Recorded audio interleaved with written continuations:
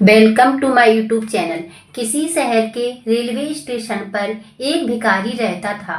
वह वहां आने जाने वाली रेलगाड़ियों में बैठे यात्रियों से भीख मांगकर अपना पेट भरता था। एक दिन जब वह भीख मांग रहा था तो सूट बूट पहने एक लंबा सा व्यक्ति उसे दिखा। उसने सोचा कि यह व्यक्ति बहुत अमीर लगता है, इससे भीख मांगने पर यह मुझे जरूर अच्छे पैसे देगा। वह उस लंबे व्यक्ति से भीख मांगने लगा। भिखारी को देखकर उस लंबे व्यक्ति ने कहा, तुम हमेशा मांगते ही रहते हो, क्या कभी किसी को कुछ देते भी हो? भिखारी बोला, साहब मैं तो भिखारी हूँ, हमेशा लोगों से मांगता ही रहता हूँ। मेरी इतनी औकात कहाँ कि किसी को कुछ दे सकूं। लंबा व्यक्ति बोला, जब किसी को कुछ दे नहीं सकते तो तुम्हें मांगने का भी कोई हक नहीं है। मैं एक व्यापारी हूँ और लेन देन में ही विश्वास करता हूँ। अगर तुम्हारे पास मुझे कुछ देने को हो तभी मैं तुम्हें बदले में कुछ दे सकता हूँ। इतना कहने के बाद वह लंबा आदमी ट्रेन में बैठकर चला गया। इधर भिखारी उसकी कही गई बात के बारे में सोचने लगा। उस लंबे व्यक्ति के द्वारा कही गई बात उस भिखारी के दिल में उतर गई। वह सोचने लगा कि शायद मुझे भीख में अधिक पैसे इसलिए नहीं मिलते क्योंकि मैं उसके बदले में किसी को कुछ दे नहीं पाता हूँ। लेकिन मैं तो भिखारी हूँ, किसी को कुछ देने लायक भी नहीं हूँ। लेकिन कब तक मैं लोगों के बिना कुछ दिए केवल मांगता ही रहूंगा। बहुत सोचने के बाद उस भिखारी ने निर्णय लिया कि जो भी व्यक्ति उसे भीख देगा उसके बदले में वह भी उस व्यक्ति को कुछ जरूर देगा। लेकिन अब उसके दिमाग में यह प्रश्न चल रहा था कि वह खुद भिखारी है तो भीख के बदले में वह दूसरों को क्या दे सकता है। इस बात को सोचते हुए 2 दिन हो गए, लेकिन उसे अपने प्रश्न का उत्तर नहीं मिला था।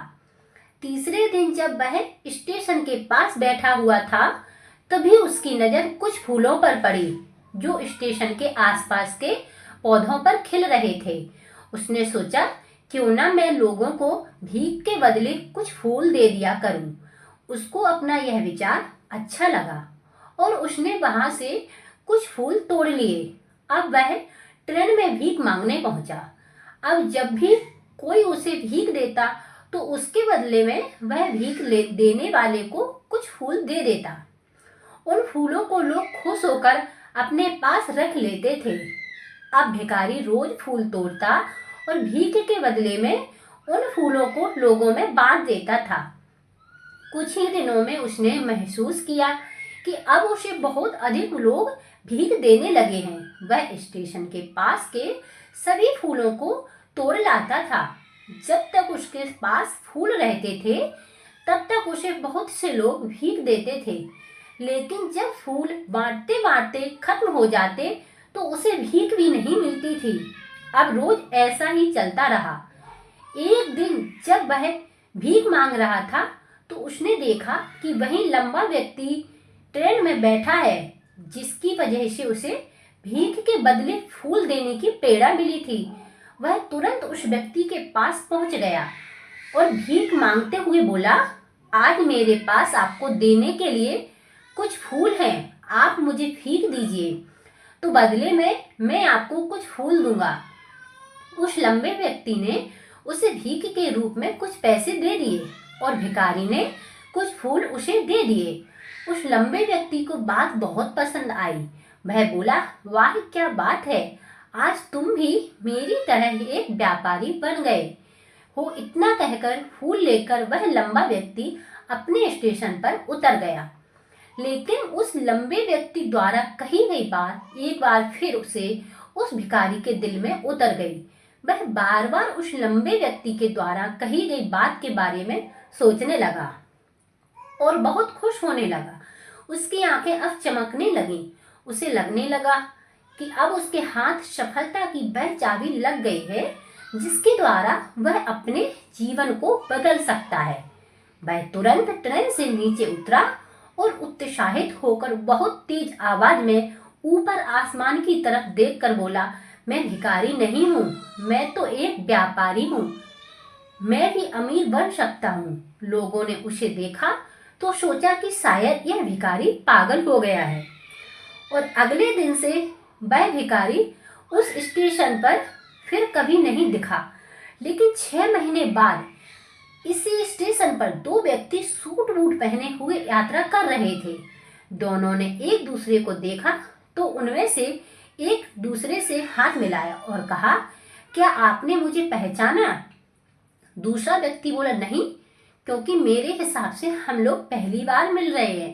पहला व्यक्ति बोला, नहीं, आप याद कीजिए, हम पहली बार नहीं बल्कि तीसरी बार मिल रहे हैं।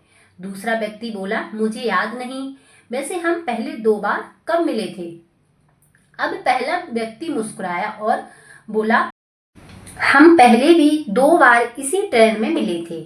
मैं वही भिखारी हूँ जिसको आपने पहली मुलाकात में बताया कि मुझे जीवन में क्या करना चाहिए, और दूसरी मुलाकात में बताया कि मैं वास्तव में कौन हूँ। दूसरा व्यक्ति मुस्कुराया और अचंभित होते हुए बोला, ओ, याद आया, तुम वही भिखारी हो जिसे मैंने एक बार भीख देने से मना कर दिया था, और दूसरी बार मैंने तुमसे कुछ फूल खरीदे थे। लेकिन आज तुम यह सूट बूट में कहाँ जा रहे हो और आजकल क्या कर रहे हो? तब पहला व्यक्ति बोला, हाँ, मैं वही भिखारी हूँ, लेकिन आज मैं फूलों का एक बहुत बड़ा व्यापारी हूँ, और इसी व्यापार के काम से ही दूसरे शहर जा रहा हूँ। कुछ देर रुकने के बाद वह बोला, आपने मुझे पहली मुलाकात में प्रकृति का वह नियम बताया था जिसके अनुसार हमें तभी कुछ मिलता है जब हम कुछ देते हैं। लेन देन का यह नियम वास्तव में काम करता है।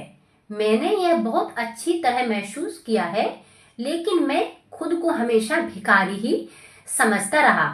इससे ऊपर उठकर मैंने कभी सोचा ही नहीं, और जब आपने मेरी दूसरी मुलाकात हुई तब आपने मुझे बताया कि मैं एक व्यापारी बन चुका हूँ। अब मैं समझ चुका था कि मैं वास्तव में एक भिखारी नहीं बल्कि व्यापारी बन चुका हूँ। मैंने समझ लिया था कि लोग मुझे इतनी भीख क्यों दे रहे हैं, क्योंकि वह मुझे भीख नहीं दे रहे थे बल्कि उन फूलों का मूल्य चुका रहे थे। सभी लोग मेरे फूल खरीद रहे थे क्योंकि इससे सस्ते फूल उन्हें कहाँ मिलते। मैं लोगों की नज़रों में एक छोटा व्यापारी था, लेकिन मैं अपनी नज़रों में एक भिखारी ही था। आपके बताने पर मुझे समझ आ गया कि मैं एक छोटा व्यापारी हूँ। मैंने ट्रेन में फूल बांटने से जो पैसे इकट्ठे किए थे उनसे बहुत से फूल खरीदे और फूलों का व्यापारी बन गया। यहाँ के लोगों को फूल बहुत पसंद हैं और उनकी इसी पसंद ने मुझे आज फूलों का बहुत बड़ा व्यापारी बना दिया। दोनों व्यापारी अब खुश थे और स्टेशन आने पर साथ उतरे और अपने अपने व्यापार की बात करते हुए आगे बढ़ गए। दोस्तों, इस कहानी से हमें बहुत कुछ सीखने को मिलता है। कहानी में लंबा व्यापारी गिव एंड टेक के नियम को बहुत अच्छी तरह जानता था। दुनिया के सभी बड़े व्यापारी इसी जीवन के नियम का उपयोग करके सफल हुए हैं। इस फॉर्मूले को उसने भिखारी को भी बताया। भिखारी ने इस प्राकृत नियम को अपना लिया और इसका असर उसके जीवन में साफ दिखाई देने लगा। उसने अपनी सोच बदली और उसकी जिंदगी बदल गई। यह कहानी हमें बताती है कि हम यदि भिखारी ने इस प्राकृत नियम को अपना लिया और इसका असर उसके जीवन में साफ साफ दिखाई देने लगा, उसने अपनी सोच बदली और उसकी जिंदगी बदल गई। यह कहानी हमें बताती है कि हम यदि अपनी सोच बदल लें तो कुछ भी हासिल किया जा सकता है। यदि हम खुद को छोटा समझते हैं रहेंगे तो हम हमेशा छोटे ही बने रहेंगे। बड़ा बनने के लिए हमें अपनी सोच को बदलना होगा और खुद के बारे में बड़ा सोचना होगा। कहानी का सार यह है कि सफलता आपकी सोच में छुपी होती है। खुद का आत्मसम्मान जगाएं, अपनी सोच को बड़ा बनाइए और देखिए कैसे आप सफलता के शिखर पर पहुंच जाते हैं। अगर वीडियो पसंद आया हो तो चैनल को लाइक, सब्सक्राइब और अपने दोस्तों के साथ शेयर करें। Thanks for watching.